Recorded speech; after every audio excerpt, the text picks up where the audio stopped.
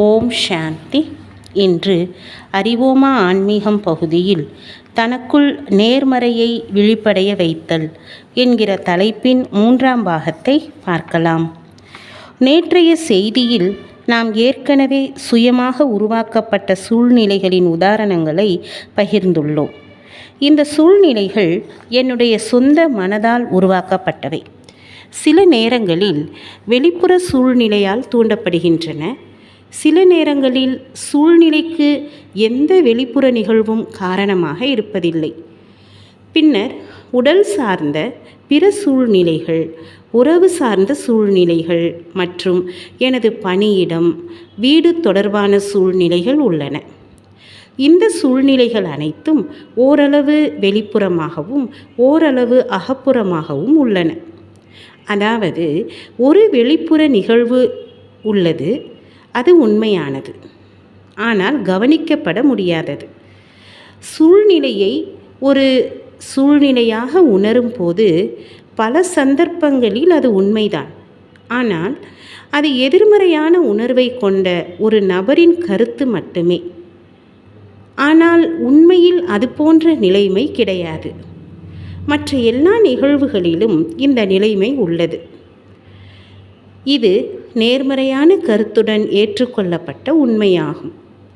சூழ்நிலையை நாம் எப்படி உணர்கிறோம், அதற்கு எவ்வாறு எதிர்வினை ஆற்றுகிறோம், அதை பார்த்தவுடன் நாம் என்னென்ன எண்ணங்களை உருவாக்குகிறோம் என்பதை பொறுத்து முதலில் நம் மனதில் நிலைமை பெரியதாகவோ அல்லது சிறியதாகவோ மாறும்.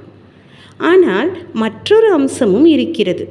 சில நேரங்களில் சில வாழ்க்கை சூழ்நிலைகள் இயல்பாகவே அச்சுறுத்தும்படியாக இருக்கும். மேலும் மிகவும் சக்தி வாய்ந்த ஆத்மாக்களை தொந்தரவும் செய்யும். நிச்சயமாக உணர்வை பொறுத்து பயத்தின் தீவிரம் நபருக்கு நபர் மாறுபடும். ஆற்றல் மிக்க புத்தியுடன் கூடிய அமைதியான மனம் இந்த சூழ்நிலைகளை எதிர்கொள்ளும். மேலும் பிரம்மா குமாரிகள் கற்றுத்தரும் தியானம் போன்ற நுட்பங்கள் அதை செய்வதற்கு உங்களுக்கு உதவி செய்யும். தியானம் என்பது சிந்தனை பயிற்சியின் ஒரு செயல்முறையாகும். ஒரு கிரிக்கெட் வீரர் தான் எதிர்கொள்ளும் ஒவ்வொரு பந்தையும் எப்படி விளையாட வேண்டும் என்பதை மிகவும் கவனமாக பயிற்சி செய்து ரன் அல்லது ரன்களில் விரும்பிய முடிவை அடைவார். அதேபோல தியானத்தின் சில நிமிடங்களில் தியானத்தை பயிற்சி செய்யும் போது என்னுடைய ஒவ்வொரு எண்ணத்திற்கும் மதிப்பு கொடுப்பது, மேலும் நேர்மறையான எண்ணங்களை மட்டுமே எப்படி உருவாக்குவது என்பதை நான் கற்றுக்கொள்கிறேன்.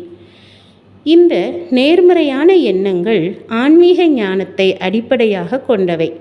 மேலும் அந்த எண்ணங்கள் ஆன்மீக சுயம் மற்றும் இறைவன், அதாவது பரமாத்மாவை பற்றியவை.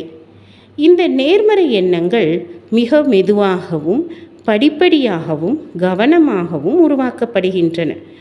ஒவ்வொரு நாளும் சில நிமிடங்கள் செய்யப்படும் இந்த தியான பயிற்சி உண்மையான எதிர்மறை சூழ்நிலைகளுக்கான பயிற்சியாகும். பின்னர் இந்த நடைமுறையின் காரணமாக நம் வாழ்வில் எதிர்மறையான சூழ்நிலைகள் இருக்கும்போது நாம் அமைதியாக இருந்து நேர்மறையான எண்ணங்களை மட்டுமே உருவாக்கி நம்முடைய மனதிலும் நம்முடைய வாழ்விலும் இடையூறுகளை ஏற்படுத்தும் எதிர்மறை எண்ணங்களை விலக்கி வைக்கிறோம். ஓம் சாந்தி.